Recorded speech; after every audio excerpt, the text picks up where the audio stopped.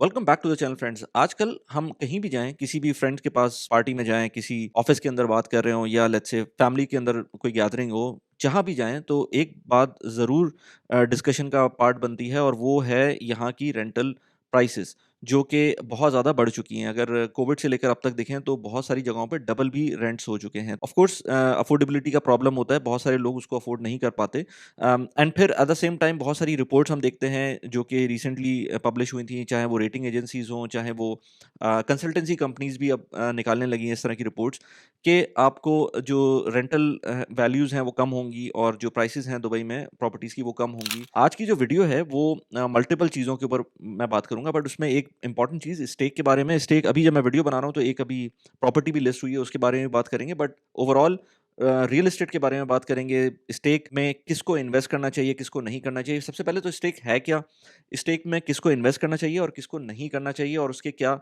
Pros and cons हैं, उन सारी चीज़ों पे बात करेंगे। बट उससे पहले आज है 18th ऑफ सितंबर।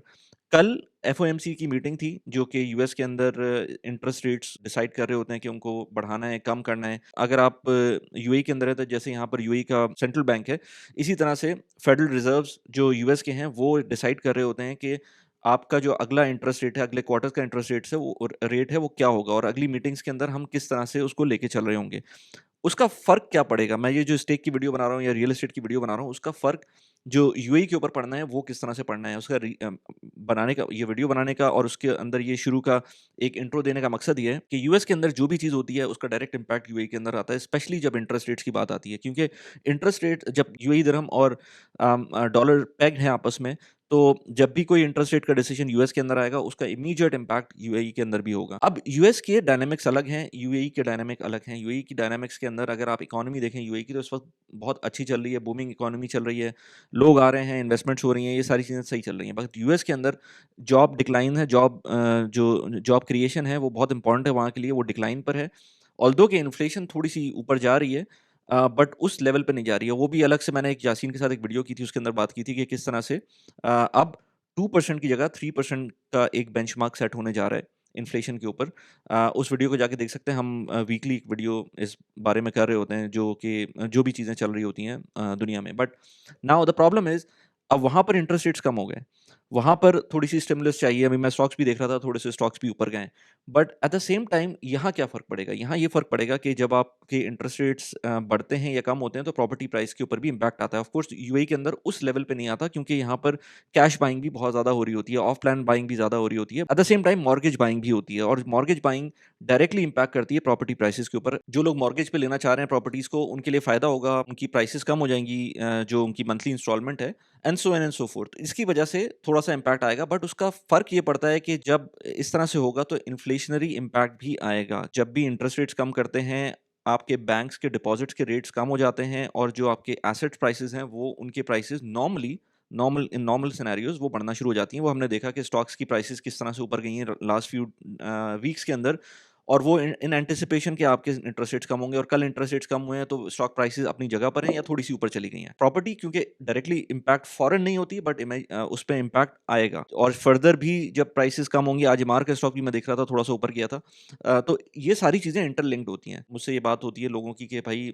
स्टेक जैसे इन्वेस्टमेंट प्लेटफ़ॉर्म के ऊपर या कोई भी और इन्वेस्टमेंट प्लेटफ़ॉर्म के ऊपर जब हम डिविडेंड्स की बात करते हैं या रेंटल की बात करते हैं, तो उनके रिटर्न्स उतने ज़्यादा नहीं लग रहे होते। अब तो वो रिटर्न्स बहुत अच्छे लगना शुरू हो जाएँगे, क्योंकि जब आपको 4% रिटर्न अभी यूएई के अंदर कोई भी fixed income instrument 4 to 5 to 6% at max दे रहा था। बट ये बहुत जल्दी आपको बिटवीन 5%, 4.5% इस लेवल पे वो लेकर आ जाएँगे, क्योंकि जब इंटरेस्ट रेट्स कम होंगे तो ऑटोमैटिकली वो रेट्स भी कम हो जाएँगे। तो वो रेट्स कम होंगे तो एसेट प्राइसेज़ के अंदर पैसे जाना शुरू आई मीन एसेट के अंदर लोगों के पैसे जाना शुरू होंगे, और जब एसेट के अंदर पैसे जाना शुरू होंगे तो ऑटोमैटिकली उन एसेट की प्राइसेस बढ़ना शुरू हो जाएँगी, उन पे इन्फ्लेशनरी इम्पैक्ट आएगा। कितना आता है, कितना नहीं आता, वो टाइम बताएगा, मैं कोई उसमें प्रेडिक्शन नहीं कर सकता, बट ये मुझे समझ में आ रहा है कि जब इंटरेस्ट रेट्स कम होते हैं, तो एसेट की प्राइसेस ऊपर जाती हैं। अब आप क्या कर सकते हैं? एक तो पॉइंट ये है कि जब हम बात करते हैं रेगुलर इन्वेस्टमेंट्स की, तो उसके अंदर स्टॉक्स आती है जो पैसिव इन्वेस्टमेंट्स होती हैं, जिसमें स्टॉक्स आती है और प्रॉपर्टी रियल एस्टेट इन्वेस्टमेंट्स आती हैं। अब स्टॉक्स के अंदर बहुत सारे लोगों को नहीं समझ में आता है, तो आज जो मैं बात करूँगा, अगेन जैसे मैंने शुरू में कहा था कि मैं स्टेक के बारे में थोड़ा-सा डिफाइन करूँगा कि पहले स्टेक क्या है, क्योंकि एक बहुत अच्छा इंस्ट्रूमेंट है, एक व्हीकल है जिसके थ्रू आप इन्वेस्ट कर सकते हैं। लेकिन उन उसमें किसको नहीं करना चाहिए और किसको इन्वेस्ट करना चाहिए उसके अंदर, हम उस बारे में बात करेंगे ज़रा डिटेल से। और फिर आखिर में मैं अपना कुछ पोर्टफोलियो भी स्टेक का दिखाऊँगा और उसके अंदर कैसे ऐप चल रही होती है वो भी मैं दिखा दूँगा थोड़ा-सा। बट स्टेक है क्या? सो बेसिकली अगर आपको लेट्स से दुबई की प्रॉपर्टी में इन्वेस्ट करना है, इवन सऊदी की प्रॉपर्टी में इन्वेस्ट करना है, तो उसके लिए आपके पास एक बहुत अच्छा प्लेटफ़ॉर्म है स्टेक का, यूएई बेस्ड प्लेटफ़ॉर्म है। इसके अंदर आप बहुत सारी प्रॉपर्टीज़ लिस्टेड होती हैं, जब मैं ऐप के अंदर जाऊँगा तो आपको नज़र आएगा। बल्कि अभी रिसेंटली उन्होंने फिक्स एंड फ्लिप की भी एक प्रॉपर्टी निकाली है, वो भी बहुत अच्छा एक ऑप्शन है, वो भी अभी उसके बारे में बात करते हैं। सो बहुत सारी प्रॉपर्टीज़ लिस्टेड होती हैं, उसमें से आपके पास ऑप्शन होता है कि आप जो भी प्रॉपर्टी चाहते हैं उसमें से मिनिमम 2000 दिरहम, 3000 दिरहम जो भी आप अमाउंट चाहते हैं उसके अंदर इन्वेस्ट करें, एंड देन उस प्रॉपर्टी के आप एक पार्टनर बन जाएँगे, उसके एक को-ओनर बन जाएँगे। उसके अंदर आपको एक एक सर्टिफ़िकेट भी मिलेगा और उस सर्टिफ़िकेट को आप वैलिडेट कर सकते हैं दुबई डीआईएफसी का जो पब्लिक रजिस्टर है, उसके अंदर आप वैलिडेट भी कर सकते हैं। So it's backed by government because उसमें एसपीवी क्रिएट होता है। इसके ऊपर मैंने मल्टीपल वीडियोज़ भी बनाई हैं, उनको भी आप जाके देख सकते हैं। So from regulatory perspective, stake is completely safe, this is what I have seen, but of course risk and returns are there. Risks are that कि अगर प्रॉपर्टी प्राइस बिल्कुल किसी वजह से नीचे चली आती है, तो आपकी जो जिस प्रॉपर्टी में आपने इन्वेस्ट किया हुआ है, वो नीचे चला जाएगा, या आपने किसी रेंटल पर्पज़ के लिए ली हुई है और फॉर सम रीज़न टेनेंट नहीं मिलता आपको, आप स्टेक को नहीं मिलता टेनेंट, तो वो उस मंथ के लिए उसमें रेंट नहीं मिलेगा। सो ये सब कुछ है, प्लस ये कि आपकी जो अमाउंट है वो भी बाउंड हो जाती है। स्टेक आपके बिहाफ़ पे प्रॉपर्टी खरीदता है और आप उसके अंदर एज़ शेयर होल्डर उस प्रॉपर्टी को, उसके अंदर आपका शेयर होता है। और आपके जैसे बहुत सारे लोग होते हैं, 300 लोग हो सकते हैं, 400 लोग हो सकते हैं, 500 लोग हो सकते हैं। यूएई से बाहर लोग हो सकते हैं, यूएई के अंदर लोग हो सकते हैं, कहीं भी हो सकते हैं। आपको आपका रिटर्न आपके बैंक अकाउंट में मिल जाएगा। अच्छी बात ये है कि एट द मोमेंट एटलीस्ट अगर आप कहीं बाहर भी हैं तो आपके जो रिटर्न्स हैं वो आपको बगैर किसी डिडक्शन के आपके बैंक अकाउंट में पहुँच जाते हैं, चाहे इंटरनेशनल ट्रांज़ैक्शन हो। दिस इज़ वेरी गुड, जो कि मैं नहीं देखता कि बाकी जो प्लेटफ़ॉर्म्स हैं यूएई के अंदर, जैसे प्रिप्को ब्लॉक तो मैंने बाहर किसी को नहीं भेजते हुए देखा अभी तक पैसे। हो सकता है उसके अंदर डिडक्शन होती हो, नहीं होती हो, मुझे नहीं पता, बट स्मार्ट क्राउड के अंदर डिडक्शन होती है। स्मार्ट क्राउड प्रिप्को ब्लॉक के ऊपर अलग से भी मैंने वीडियो बनाई भी है, उसको भी जाके देख सकते हैं। सो बेसिकली जिसको भी दुबई रियल एस्टेट के अंदर एक्सपोजर चाहिए, अब वो किसी भी कंडीशन में हो सकता है, वो कहीं भी हो सकता है। अगर आपको एक्सपोजर चाहिए तो आप स्टेक के थ्रू अपना एक्सपोजर ले सकते हैं। इनकी कुछ फीस होती है, वो अपनी जगह पर होती है, उसको हम बात करेंगे कि किसको नहीं करना चाहिए, उस पोर्शन में हम बात कर सकते हैं। बट किसी को भी अगर दुबई की रियल एस्टेट के अंदर थोड़ा सा एक्सपोजर चाहिए, बहुत easily from starting from 2000 dirhams आप वो एक्सपोजर ले सकते हैं। मेरा रेफरल कोड भी यूज़ कर सकते हैं, बाय द वे नीचे कमेंट बॉक्स के अंदर और डिस्क्रिप्शन के अंदर मिल जाएगा, जिसमें आपको 150 दिरहम्स का रेफरल बोनस भी मिल सकता है once you invest at least 2000 dirhams to start your investing journey. फिर और आप ये कहीं से भी कर सकते हैं, चाहे दुनिया के किसी भी कोने में हो, इवन पाकिस्तान में भी अगर आप हैं तो वहाँ से कर सकते हैं। बट प्रॉब्लम ये होती है कि वहाँ से आपको बैंक अकाउंट के थ्रू ट्रांसफ़र करना होता है, और पाकिस्तान में कोई ऐसा सिस्टम नहीं है कि आप वहाँ से क्योंकि एम्बार्गो है, पाकिस्तान से बाहर पैसे आप नहीं भेज सकते, मनी कंट्रोल है। तो आपके बैंक अकाउंट अगर कहीं बाहर हैं, या वाइस का अकाउंट है, या इस तरह की कोई और चीज़ है, तो उसके थ्रू आप कर सकते हैं। लेकिन आपका अपना अकाउंट होना चाहिए, that is the main thing. इसके अलावा जिन लोगों को स्टॉक समझ नहीं आते, जिन लोगों को नॉर्मल इन्वेस्टमेंट समझ नहीं आती, ये कोई बहुत ज़्यादा मुश्किल चीज़ नहीं है। उन लोगों को समझने के लिए कि ये इसमें कैसे इन्वेस्टमेंट हो रही है, ये ज़्यादा मुश्किल नहीं है। तो मैं उन लोगों को कहता हूँ कि बजाय इसके कि आप अपने पैसे बैंक्स में रखें, आपको इन्वेस्ट करना चाहिए लॉन्ग टर्म अमाउंट को। वो भी अभी आते हैं कि अगेन मैं उस पे बात करूँगा कि सिर्फ़ लॉन्ग टर्म अमाउंट ही क्यों आपको इन्वेस्ट करनी चाहिए, शॉर्ट टर्म पे ना जाएँ इसके अंदर। 4 से 5 साल की जो पैसे हैं, उनको इन्वेस्ट कर दें इस प्लेटफ़ॉर्म के ऊपर। अगर आपको स्टॉक समझ नहीं आता है, अगर स्टॉक समझ में आते हैं तो एक बैलेंस होना चाहिए कि आप स्टॉक्स में भी इन्वेस्ट कर सकते हैं, आप स्टेक जैसी प्लेटफ़ॉर्म पे भी इन्वेस्ट कर सकते हैं, आप लेट्स से कोई फ़िक्स इनकम के अंदर भी इन्वेस्ट कर सकते हैं, आप कोई प्रॉपर्टी भी ले सकते हैं, तो बहुत सारी और एवेन्यूज़ भी होते हैं। इस पे भी मैंने अलग से वीडियोज़ बनाता हूँ कि कितना-कितना किस-किस प्लेटफ़ॉर्म के ऊपर, या कितना-कितना किस कहाँ-कहाँ पर इन्वेस्ट कर सकते हैं, कितने-कितने रिटर्न्स आ सकते हैं। रिटर्न्स के ऊपर बात करते हैं, जब ऐप के ऊपर आएँगे तो रिटर्न्स भी बताऊँगा कि कितने आप एक्सपेक्ट कर सकते हैं। फिर ये कि जो प्रॉब्लम अब आ गई है फिक्स्ड डिपॉज़िट्स के सिनेरियो के अंदर, कि अब आपके slowly and gradually fixed deposits लाज़मी नीचे जाएँगे। उसके रिटर्न्स आपको रेंटल के ऑलमोस्ट मैच करते हुए नज़र आएँगे। तो बेसिकली अब रिटर्न की बात कर ही लेते हैं कि ऑलमोस्ट 4 साढ़े 4% का रिटर्न आपको मिल रहा होता है अगर एक प्रॉपर्टी के अंदर इन्वेस्ट करते हैं थ्रू रेंट, यानी कि ये साल का मैं बता रहा हूँ आपको 4.5% का रिटर्न। अगर आप 1,00,000 दिरहम इन्वेस्ट करते हैं तो 4,500 दिरहम आपको रेंटल रिटर्न मिल रहा होगा साल का, जो कि डिवाइड हो जाएगा 12 मंथ्स के अंदर। अब लोगों को ये कम लग रहा था, तो कम तो थोड़ा बहुत था, बट इसके अंदर अपसाइड ये होता है कि आपकी जब प्रॉपर्टी प्राइस बढ़ती है तो जब वो सेल होगी तो उस टाइम पर आपको उसका मेजर रिटर्न मिलेगा, ऑलमोस्ट इतना ही रिटर्न और या इससे थोड़ा सा ज़्यादा और मिल सकता है अगर आप इसको लॉन्ग टर्म के लिए लेके जाते हैं, तो ये ऑलमोस्ट 8-9% का रिटर्न आपको बन जाता है। अब बैंक्स के अंदर इस वक्त आपको 4-4.5% का मिलता है, वो भी without being backed by any asset. तो ये आपको डिसाइड करना है कि आपको इन्वेस्ट कहाँ करना है। एक ऐसी जगह पे इन्वेस्ट करना है जो कि किसी एसेट के बैक्ड हो, या फिर बैंक के अंदर आप इन्वेस्ट कर सकते हैं। स्टॉक्स अगर आपको समझ में आते हैं तो स्टॉक्स में भी ऑफ कोर्स इन्वेस्ट कर सकते हैं। एक इंपॉर्टेंट चीज़ ये कि अगर किसी की कोई बैंकिंग हिस्ट्री नहीं है, किसी को मॉर्गेज नहीं मिल सकता, लेट्स से वो एक्सपर्ट हैं लेकिन फिर भी वो दुबई की प्रॉपर्टीज़ में इन्वेस्ट करना चाहते हैं, तो वो भी इस टूल को यूज़ करते हुए बहुत आराम से इन्वेस्ट कर सकते हैं जितनी भी अमाउंट चाहें। तो आपको मॉर्गेज नहीं चाहिए इसके अंदर, बैंक जाने की ज़रूरत ही नहीं है। आपके पास जितने भी पैसे हैं आप उसको लेके जाएँ और आप if you want you can invest that money. Again, risk and reward is there, so do check the risk involved in this, which is mostly कि आपको रेंटल नहीं मिल सकता, या प्राइस अप्रिशिएट नहीं होगी, या फिर ये एक एक सर्टेन पीरियड ऑफ टाइम के लिए आपकी जो जो इन्वेस्टमेंट होगी वो लॉक्ड होगी। इसके अलावा जिन लोगों को शरिया कंप्लाइंट इन्वेस्टमेंट्स चाहिए तो उनके लिए भी बहुत ज़बरदस्त है, क्योंकि ये पूरा जो प्लेटफॉर्म है वो शरिया कंप्लाइंट है। जितने भी इसके अंदर आप अगर इसके ओवरऑल मॉडल ही देखें ना, तो इसके अंदर क्राउड फंडिंग हो रही है। बहुत सारे लोग मिलकर एक एसेट को खरीद रहे हैं और उसके बाद उसका रेंटल ले रहे हैं। तो ये ऑफ कोर्स इसमें कोई कहीं भी लोन शामिल नहीं है, इसमें कहीं भी कोई लेट्स से इंटरेस्ट नहीं आता, बैंक्स इसमें इन्वॉल्व नहीं होते उस तरह से।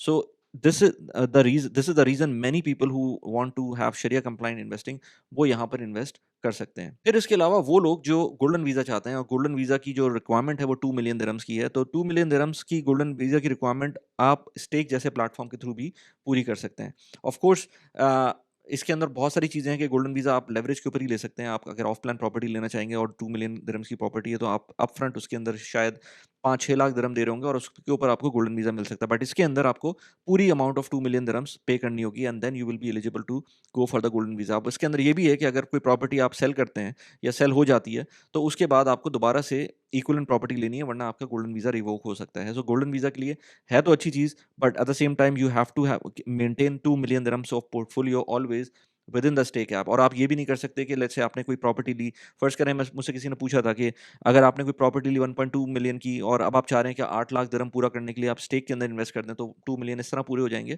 तो इस तरह नहीं हो सकता। आपको या तो प्रॉपर्टी की तरफ जाना होगा, तो 1.2 मिलियन की प्रॉपर्टी ले लिए तो 8 लाख दिरहम की एक और प्रॉपर्टी लेकर 2 मिलियन दिरहम करना होगा। या अगर आप स्टेक में जा रहे हैं, तो अगर 8 लाख दिरहम का स्टेक के अंदर कोई स्टेक आपने लिया हुआ है, तो उसको आपको टॉप अप करके 1.2 मिलियन तक जाना होगा, and then only you can make it 2 million with that particular investment asset class. Stake के थ्रू अगर आप इन्वेस्ट कर रहे हैं तो आपको गोल्डन वीजा के लिए 2 मिलियन दिरहम तक जाना होगा। अब बात करते हैं who should not invest with stake. अगर आपने इनहेरिटेंटली ये सोच लिया कि आपको ज़्यादा रिटर्न्स चाहिए, आपको 15% रिटर्न चाहिए, 20% साल का रिटर्न चाहिए, वो लोग तो बिल्कुल भी ना जाएँ इसके अंदर, तो वो तो बहुत ही मुश्किल है। अभी मैं एक प्रॉपर्टी जो अभी फिक्स एंड फ्लिप की अभी आई है, उसको देख लेते हैं उसपे कितना रिटर्न होगा। आई थिंक उसपे भी 10, 11 या 9% का रिटर्न होगा over 1 year period of time. उसमें एक अच्छी चीज़ ये होती है कि वो उसमें आपका अमाउंट ज़्यादा देर के लिए लॉक नहीं रहती है। सो उसके अंदर बहुत सारे लोग इन्वेस्ट कर सकते हैं। But at the same time जो रिटर्न्स अगर आप चाह रहे हैं कि अबव 12, 13, 14% हो, तो वो आपको स्टेक में नहीं मिलेगा। उसके लिए आपको अपना जो जिस हिसाब से आपका सोच रहे हैं, जो चाह रहे हैं, जिस तरह से करना चाह रहे हैं, वो आप कर सकते हैं। Not through stake. स्टेक में आपको at max I would say 9 to 10% annualised return मिल सकता है, एट मैक्स 8% भी मिल सकता है। सो that is something that you should I for, और वो भी लॉन्ग टर्म के लिए। उसमें ये नहीं होगा कि आपको 1 साल के अंदर कोई रिटर्न मिल जाएगा। दूसरा पॉइंट इसी से कि आप इसके अंदर अगर फंड्स आपके पास जो हैं वो 2 साल 3 साल के लिए हैं, तो मैं एटलीस्ट अपने फंड्स 2-3 साल के लिए इन्वेस्ट नहीं करूँगा स्टेक के अंदर। जो फंड्स मेरे पास for the longest period of time है, यानी कि एटलीस्ट 5 साल के लिए हैं, सिर्फ उनको ही मैं लॉक करूँगा स्टेक के साथ। अदरवाइज़ मैं इन्वेस्ट नहीं करूँगा, क्योंकि ये आपके जो पैसे होंगे ये एक प्रॉपर्टी जैसे बाय करते करते हैं ना, तो वो उसी तरह की प्रॉपर्टी बाय करेंगे। और अगर आप 300-400 लोगों के साथ होंगे, तो उसमें एग्ज़िट कैसे करेंगे? एग्ज़िट के प्रोसेसेस हैं, लेट्स से एग्ज़िट विंडो के थ्रू एग्ज़िट कर सकते हैं, बट एग्ज़िट विंडो हर 6 महीने बाद आती है, और हर 6 महीने बाद जो आपको ऑप्शंस मिलते हैं, जितने मैंने अभी तक देखा है, उसमें अच्छे रिटर्न्स नहीं मिल रहे होते, उसमें डिडक्शंस हो रही होती हैं फ़ीस की। सो आप जब भी करें, इसके अंदर एग्ज़िट विंडो के थ्रू, तो बहुत डेस्परेट सिचुएशन होनी चाहिए, और उस डेस्परेट सिचुएशन में जाना, मेरा नहीं ख्याल it's worth it until you have long period of time to stay invested with stake. So that is very important कि आप लॉन्ग टर्म के ऊपर अगर हैं तभी इन्वेस्ट करें, अदरवाइज ना करें। सो उसमें भी आपका अगर टिक मार्क आ रहा है, तो जस्ट डोंट डू इट। फिर जो लोग जिनको पता है कि दुबई की प्रॉपर्टीज़ में कैसे इन्वेस्ट करना है, और वो उनके अंदर उनके पास पैसे भी हैं, या लेट्स से रिस्क एपेटाइट भी है, तो वो बहुत आराम से इसके अंदर इन्वेस्ट बेहतर है कि ना करें। जो रिस्क एपेटाइट वाले लोग हैं, उनको इस तरह की रिटर्न्स 10% एनुअल बेसिस पे शायद पसंद ना आए। ऑल्दो के पैसिव इनकम के लिए मेरे लिए तो सही है, क्योंकि इसके अंदर मुझे पता है कि कोई टेनेंट आ रहा है, कोई जा रहा है। I don't have to care about that. मेरी अपनी कुछ फिजिकल प्रॉपर्टीज़ हैं जो मैंने रेंट की हुई हैं, और मुझे पता है कि उसके अंदर कितने प्रॉब्लम्स होते हैं। सो अगर मुझसे कोई चार्ज कर रहा है कुछ फ़ी टू मेंटेन दैट थिंग, तो मुझे ये मसला नहीं होगा कि मेरा टेनेंट वेकेट नहीं कर रहा, मेरा टेनेंट रेंट नहीं दे रहा, या इस तरह के मसले मुझे फिर नहीं होंगे। So I for myself I do passive investment with stake, but हर एक का अपना अपना होता है। अगर आपको लगता है कि आपको कंट्रोल चाहिए, again this is another point, कि आपको अगर कंट्रोल चाहिए प्रॉपर्टी का, तो वो कंट्रोल आपको नहीं मिलेगा। और मुझे लेट्स से पैसिव इन्वेस्टमेंट्स के लिए कंट्रोल नहीं चाहिए। मुझे नहीं देखना कि घर में कौन रह रहा है, क्या हो रहा है, क्या नहीं हो रहा। अगर कोई कंपनी उसको देख रही है, so I am happy with that. So अगर आपको कंट्रोल चाहिए, don't do the investment stake. इसके अलावा अगर आप लेवरेज पे काम करना चाहते हैं, एज आई सेड बिफोर, बहुत सारे लोग होते हैं जो मॉर्गेज पे प्रॉपर्टी लेते हैं, and then they do leverage as well on that. Mostly of course जब आप मॉर्गेज करते हैं, तो आपको लेवरेज मिलता है। सो अगर आप लेवरेज पे करना चाहते हैं काम, तो फिर स्टेक नहीं कर सकते, क्योंकि इसमें कोई बैंक इन्वॉल्व नहीं होता। आप अगर लेट्स से 1 लाख दिरहम लगा रहे हैं, 50,000 दिरहम लगा रहे हैं, 2,000 दिरहम लगा रहे हैं, जो भी अमाउंट लगा रहे हैं, वो आपकी अपनी अमाउंट होगी। उसके ऊपर कोई आपको लोन नहीं होगा, और वो अमाउंट डायरेक्टली इन्वेस्टेड होगी, और उसमें कोई ऐसा लोन का सिनेरियो बनेगा नहीं, तो फिर लेवरेज का सिनेरियो भी नहीं बनेगा। सो अगर आप लेवरेज चाह रहे हैं, then again stake is not for you. So now let's go to the app itself, और उसके अंदर भी थोड़ी सी चीज़ें जो अभी बात की है, कुछ चीज़ें उसमें भी नजर आएंगी। तो अभी मैंने जब अपना मोबाइल खोला, तो ये मुझे ईमेल आई थी ट्रेडिंग 212 की। और ट्रेडिंग 212 भी एक अच्छी ऐप है। मैं यूके के बैंक अकाउंट से अगर चाहूँ, तो अपना जो ये ट्रेडिंग 212 को बड़े आराम से फ़ंड कर देता हूँ। मेरा यूके का बैंक अकाउंट खुला था, बड़ा इंटरेस्टिंग था, और अभी किसी को चाहिए तो वो अकाउंट खोल सकते हैं। अगर आपको यूके का बैंक अकाउंट खोलना है, तो नीचे रेफरल लिंक भी दिया हुआ है एक, जो आई फास्ट डिजिटल बैंक है। पिछले 1 साल से, बल्कि 1.5 साल से मेरा उसमें अकाउंट है। I do transactions in the UK, कोई मसला नहीं होता उसके अंदर, पर्सनल अकाउंट है मेरा। तो उनकी तरफ से ईमेल आई थी, सॉरी ट्रेडिंग 212 की तरफ से ईमेल आई थी, और उसमें उन्होंने यही लिखा था कि अब आपका जो ये जो रेट है, वो कम हो गया है। ऑल्दो कि I don't put money in trading 212 for interest purposes, but email I थी, तो मैंने कहा दिखा दूँ, देखें 4.1 से 3.8% हो गया। तो ये ऑलमोस्ट 0.3%, 0.3 बेसिस 30 बेसिस पॉइंट्स का इसके ऊपर इम्पैक्ट आया है। एनीवेज़, तो अभी स्टेक की तरफ चलते हैं। तो स्टेक के अंदर हम ये देखते हैं कि अभी क्या सिचुएशन है। तो इस तरह का इंटरफेस है इस प्रॉपर्टी प्लेटफॉर्म का। इसके अंदर आपको नज़र आएगा कि इस वक्त करंटली अवेलेबल 7 प्रॉपर्टीज़ हैं। 463 प्रॉपर्टीज़ फंडेड हैं। कैन यू इमेजिन, इतनी सारी प्रॉपर्टीज़ इनके पास इस वक्त ये फंड हुई हुई हैं ये स्टेक के ऊपर। और इसके अलावा जो एग्जिटेड प्रॉपर्टीज़ हैं, ये 22 हैं। ये खुद एग्जिट की में, इसमें से एक मेरी भी प्रॉपर्टी थी। आई थिंक इसमें कहीं लिखा हुआ शायद आ रहा हो, लेकिन इसके अंदर मेरी भी एक प्रॉपर्टी थी, जो कि आई डोंट रिमेंबर एग्जैक्टली क्या नाम था उसका। एनीवेज, तो ये अवेलेबल प्रॉपर्टीज़ हैं। अवेलेबल प्रॉपर्टीज़ का मतलब ये है कि अगर आप चाहते हैं इसके अंदर कि इन्वेस्ट करें, तो आप किसी भी एक प्रॉपर्टी को पिक कर सकते हैं, and then you have all the details here. So some of the properties are fix and lease, यानी कि जो फिक्स करके फिर उसको रेंट आउट करेंगे। और उसके अंदर कुछ उन्होंने यहाँ पर पिक्चर्स भी लगाई हुई है, जैसे बिफोर इस तरह का था और आफ्टर इस तरह का है। इसी तरह से अच्छा, ये प्रॉपर्टी जितनी भी हैं, ये लॉन्ग टर्म के लिए हैं। 5 ईयर्स टोटल रिटर्न्स। यहाँ पर मैं अगर इस प्रॉपर्टी के अंदर जाऊँ, तो इसके अंदर नज़र आ रहा है कि ये परचेज प्राइस जो थी इसकी 3.28 मिलियन दिरहम थी, और इसको रेनोवेशन के लिए अभी जाएगी है। और 5 ईयर्स टोटल रिटर्न 50.4% है। ईयरली इन्वेस्टमेंट रिटर्न जो है वो 10.08 है। प्रोजेक्टेड नेट यील्ड 5.52% है। ये फीस वगैरह इसमें शामिल होती है, लेकिन I am telling you around 4.5% आपको रेंटल रिटर्न मिलता है। और जब आपका ईयरली इन्वेस्टमेंट की रिटर्न जब सेल होगी प्रॉपर्टी, तो अराउंड 9 to 10% के करीब आपको, मुझे 9% मिला एक प्रॉपर्टी में। सो 8 to 9% तो सेफली आई कुड से कि इतना मिल जाता है। Again risk and rewards are there once you are investing. इसी तरह से और एक इनका कोई स्टेक वन कोई लॉन्च हो रहा है, अभी मैंने उसको अच्छी तरह से देखा नहीं है, जब देखेंगे तो उसके ऊपर भी बात करेंगे। इसी तरह से एक बैलेंस्ड पोर्टफोलियो की, इनके बैलेंस पोर्टफोलियो होता है, कैपिटल ग्रोथ पोर्टफोलियो होता है, उसको भी आप जाके देख सकते हैं। उस पे मैंने अलग से वीडियो बनाई हुई है। पीछे कुछ वीडियो जो बनाई थी उस पे मैंने बात की थी। इसमें अब जैसे ये 2 बेड एलीट रेजिडेंस है, इसके अंदर भी रिसेंटली मैंने शेयर्स खरीदे हैं। It's saying here shares bot. और जब ये प्रॉपर्टी फंड हो जाएगी तो फिर मेरे अकाउंट में आ जाएगी, और मैं अपना पोर्टफोलियो भी दिखाता हूँ, उसमें उसमें भी ये नज़र आ रही होगी। इसी तरह से ये दुबई हिल्स की एक प्रॉपर्टी है, जिस जो भी अगेन कैपिटल ग्रोथ की है।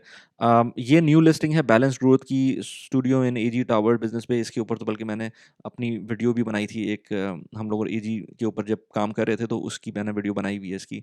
1 bed in creek Vista MBR city, ये एक 1.07 मिलियन की एक प्रॉपर्टी है। स्टूडियो इन बेवर्ली बॉलीवुड अर्जान, ये एक और प्रॉपर्टी है 7,60,000 दिरहम की। अच्छा, अब ये जो प्रॉपर्टी है 15.408 मिलियन दिरहम्स की, एक 5 बेडरूम विला है विक्ट्री हाइट्स के अंदर, और ये फिक्स एंड फ्लिप का प्रोजेक्ट है। अब इसके अंदर आपको लॉन्ग टर्म रहने की ज़रूरत नहीं है, क्योंकि ये जो प्रोजेक्ट है ये बेसिकली फिक्स एंड फ्लिप का है। आप इसको बाय करेंगे, इसमें वैल्यू ऐड करेंगे और उसके बाद उसको सेल आउट करेंगे। सो बेसिकली अब जब दुबई की प्रॉपर्टी प्राइसेस ऊपर जा रही हैं, तो ये प्लेटफॉर्म्स भी ये देख रहे हैं कि हम किस तरह से वैल्यू क्रिएट कर सकते हैं, क्योंकि वैल्यू जब आप क्रिएट करते हैं तो उसकी प्राइस अपने हिसाब से ले सकते हैं। अगर कोई नॉर्मल रेंटल होता है ना, तो उसके अंदर आपके पास एक रेंटल कैप होता ही है कि आप इससे ज़्यादा रेंट पे नहीं जा सकते। बट आप जब उसमें किसी चीज़ के अंदर भी वैल्यू क्रिएट करते हैं, तो उसके अंदर आप अपने हिसाब से कमांड कर सकते हैं। सो इसके अंदर अगर मैं जाऊँ, तो आप इसके अंदर फर्दर डिटेल देखेंगे। 15.4 मिलियन की प्रॉपर्टी थी। पहला स्टेप होगा इसमें invest in the piece of this property. Second step है कि we renovate the property. Step 3 होगा sold sold on the market for a higher value. This is what they're targeting for. Fix and flip इस project के अंदर होगा। Prestigious community है, premium neighbourhood है। आप यहाँ पर रेनोवेशन में देख सकते हैं किस तरह से बिफोर है इस वक्त और आफ्टर क्या होगा। इसी तरह से किचन के अंदर बिफोर क्या है और आफ्टर क्या होगा, डाइनिंग रूम पहले क्या था और अब आगे क्या होगा। तो ये सारी चीज़ें इन्होंने यहाँ पर दी हुई हैं। मैंने इसी के ऊपर एक स्मार्ट क्राउड के ऊपर भी वीडियो बनाई थी, वो भी आप जाके देख सकते हैं। इसी तरह का प्रोजेक्ट था। और काफ़ी एक्सपेंसिव प्रॉपर्टीज़ होती हैं जब आप इस तरह का कोई प्रोजेक्ट कर रहे होते हैं। एस्टिमेटेड रेनोवेशन स्कोप जो है वो 9 to 10 मंथ्स का है। जो अच्छा, इसके अंदर ये मैं अगर देखूँ तो किचन, इसकी डिटेल्स वगैरह दी हुई हैं, लिविंग रूम की, किचन की, डाइनिंग रूम की, इस तरह की डिटेल्स दी हुई हैं। Okay, and then investment cost breakdown, ये मुझे देखना था। अब इसके अंदर 20.9 मिलियन का टोटल कॉस्ट आ रही है इन्वेस्टमेंट की, जिसमें प्रॉपर्टी प्राइस 15.4 मिलियन दिरहम है। ट्रांजैक्शन कॉस्ट है 1.48 मिलियन दिरहम, जिसके अंदर वो DLD एजेंट फीस और ये सारी चीज़ें आ जाती हैं। रेनोवेशन बजट जो है वो 3.9 मिलियन दिरहम, ऑलमोस्ट 4 मिलियन दिरहम का रेनोवेशन बजट है। इमेजिन करें, जो प्रॉपर्टी प्राइस इस वक्त 15.4 मिलियन की है, उसका रेनोवेशन बजट 4 मिलियन दिरहम का है। ऑपरेशनल बजट जो है वो ऑलमोस्ट कोई 67,000 दिरहम्स है। इन्वेस्टमेंट की टोटल कॉस्ट आ रही है 20.915 मिलियन दिरहम, जिसमें सब कुछ शामिल है, स्टेक की फीस भी शामिल है। एक्सपेक्टेड एग्जिट ब्रेकडाउन जो है वो 2.23 मिलियन दिरहम्स का एग्जिट होगा होपफुली। और इन्वेस्टमेंट कॉस्ट इसकी आई हुई, अप्रिसिएशन कितनी आ जाएगी, अनयूटिलाइज्ड फंड अगर होते हैं तो वो कितने होंगे, एग्जिट कॉस्ट क्या आएगी उसकी, और सब मिलाकर एक्सपेक्टेड एग्जिट प्राइस उन्होंने, ये एक्सपेक्टेड प्राइसेस हैं, ये दी हुई हैं। फंडिंग टाइमलाइन भी दिखाई हुई है यहाँ पर कि 16 अक्टूबर 2025 को लास्ट फंडिंग डेट होगी।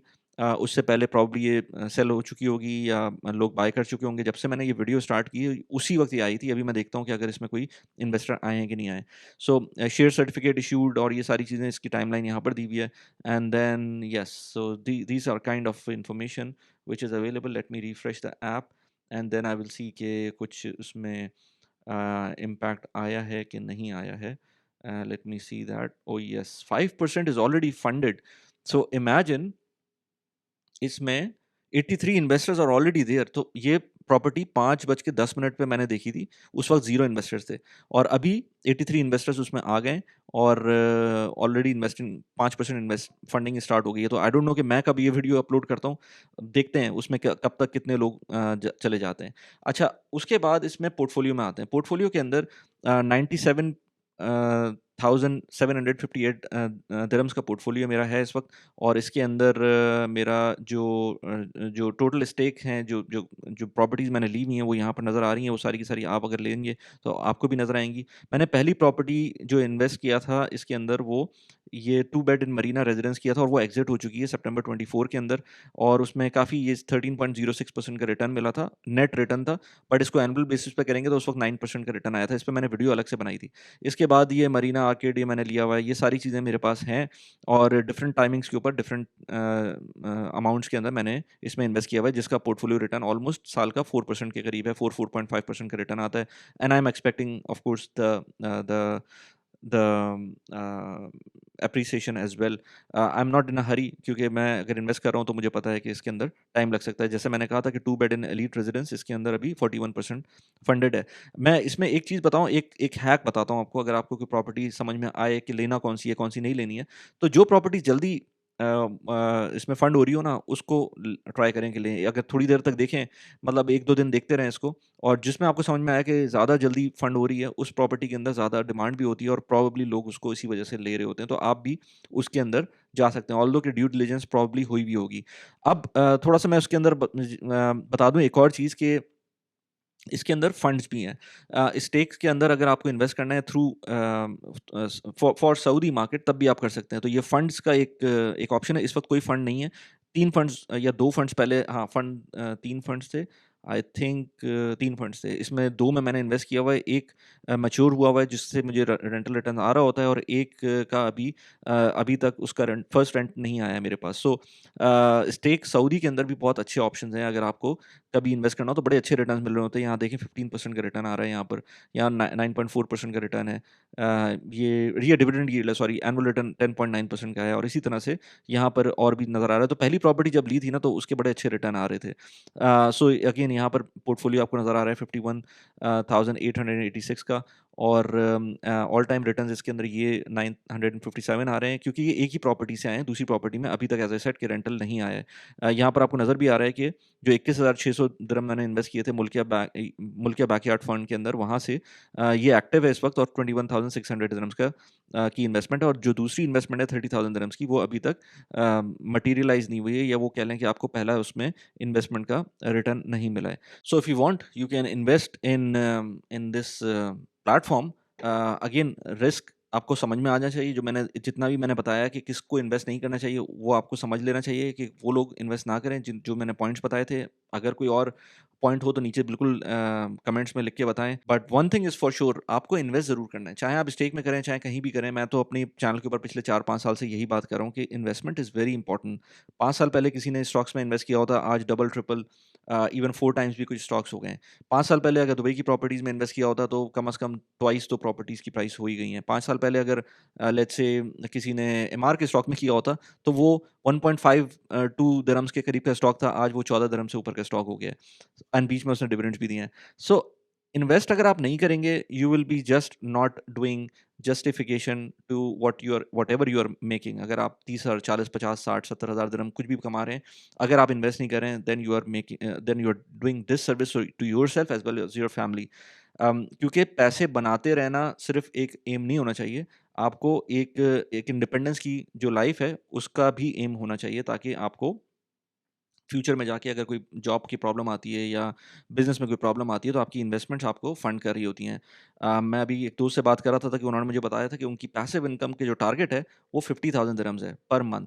सो इमेजिन कि लोगों के किस तरह के टारगेट्स हैं। आई नो कि it's not easy at all कि 50,000 दिरहम्स का कोई ये इस तरह का कोई टारगेट रख सके, लेकिन उनका अपना एक पोर्टफोलियो है, और वो उसको उसी तरह से चला रहे हैं, ऑल्दो कि वो जॉब भी कर रहे हैं। सो इमेजिन करें कि लोग किस तरह से सोच रहे होते हैं। आई एम नॉट सेइंग, और फिर वही पॉइंट है, मुझे बहुत सारे लोग कहते हैं कि आप सिर्फ पैसों की बात करते हैं, तो पॉइंट ये है कि पैसों की बात इसलिए करता हूँ क्योंकि मुझे पता है कि यही चीज़ आपको इंडिपेंडेंस दिलाती है। और दूसरा ये है कि मेरा यूट्यूब चैनल ही personal finance, productivity, real estate, इन चीज़ों से रिलेटेड है। तो अगर मैं कहीं और कुछ कुछ और बातें करूँगा, तो आप लोग खुद ही नहीं देखेंगे। मैं इस चैनल के ऊपर मल्टीपल डिफरेंट किस्म के टॉपिक्स पे बात करता हूँ, पर्सनल फाइनेंस पे, प्रोडक्टिविटी पे, रियल एस्टेट पे। तो अभी एंड स्क्रीन के ऊपर आपको एक बहुत अच्छा प्लेटफॉर्म सर्वा का है यूएई के अंदर, उसके ऊपर वीडियो मिलेगी, यहाँ पर उस वीडियो का लिंक लगा दिया है। इसी तरह से अगर आपको कोई बिज़नेस करना है और एक्टिव इनकम के अंदर जाना है, तो क्लाउड किचन एक बहुत ही ज़बरदस्त आइडिया है, जिस पे मैंने अभी रिसेंटली एक पॉडकास्ट की थी, यहाँ पर उस वीडियो की लिंक लगा दी है। कैसी लगी वीडियो प्लीज़ मुझे बताइएगा। Thanks for watching the video. Bye bye.